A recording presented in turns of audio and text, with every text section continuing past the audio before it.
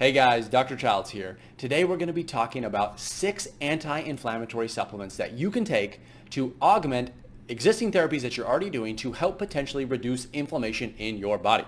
Okay, so these should be used on top of the other things that I always talk about, including eating healthy foods, obviously not eating inflammatory foods, reducing your stress, sleeping better, exercising regularly, and so on. But these supplements can be taken in addition to these things to help further reduce inflammation and further help you feel better.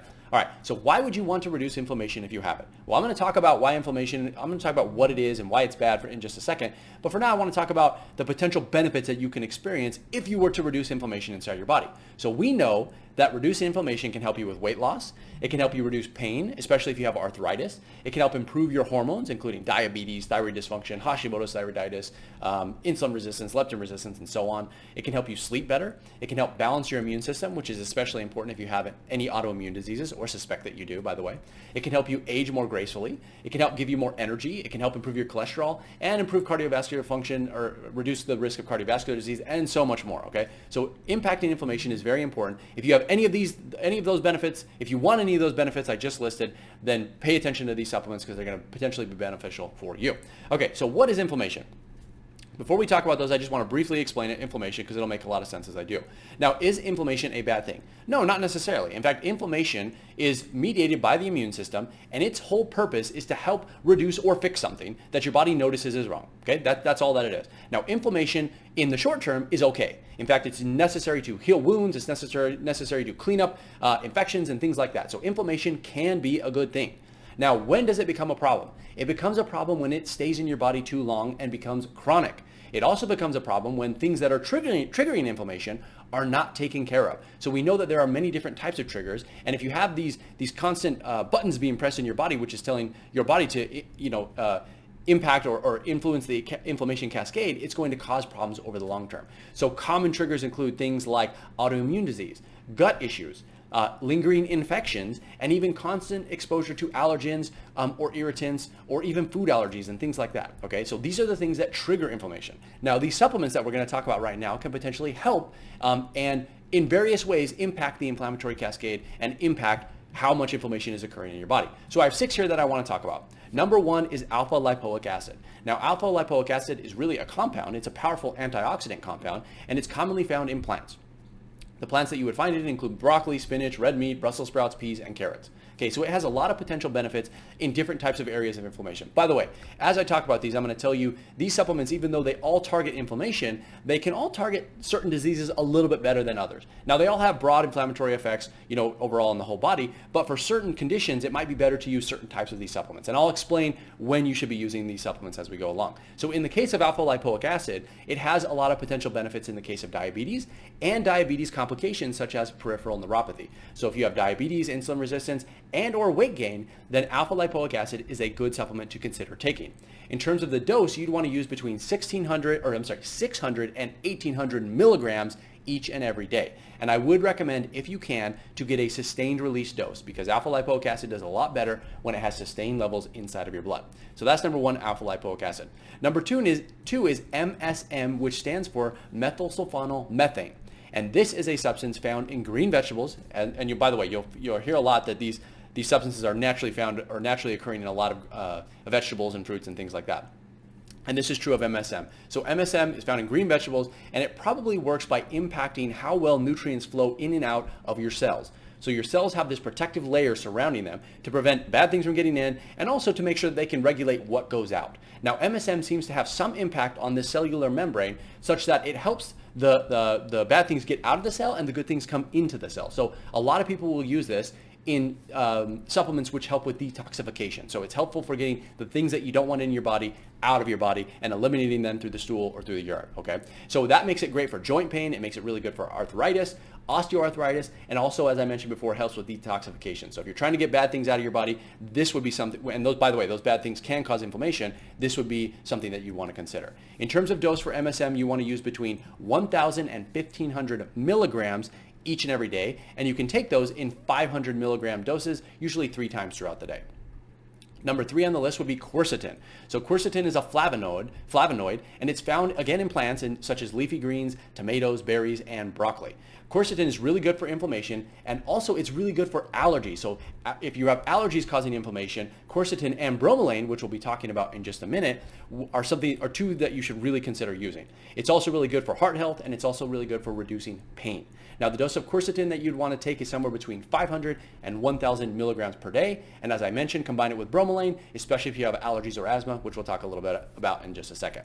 Number 4 would be fish oil. Now, fish oil is really good for broad types of inflammation, especially inflammation that you are concerned might cause heart problems. So if you have high cholesterol, if you're trying to lose weight, and if you want immune support, fish oil is definitely the supplement you would want to consider. It works because it has a high amount of what are called omega-3 fatty acids. And by taking omega-3 fatty acids, you can impact the fatty acid ratio of omega-6 fatty acids to omega-3 fatty acids. And if you have a high amount of omega-6 fatty acids relative to omega-3 fatty acids, that is a pro-inflammatory signal. So it tells your body, we want more inflammation, right? Obviously, you don't want that. So what you do is you increase the amount of omega-3s that you're taking such that the difference between the two decreases. So if you can have more omega-3s relative to omega-6, it's like pushing the gas pedal down on that inflammatory cascade. Now, I really like to use fish oil for autoimmune conditions. I really like to use it for weight loss support, and I also like to use it if somebody has cardiovascular problems, if they're worried about cholesterol or diabetes impacting their heart and things like that. So fish oils, but again, it's really good probably for just broad inflammatory support. I've used it for even depression and joint pain and things like that. So again, they have a variety of uses, but I find it particularly helpful for those cases I mentioned previously.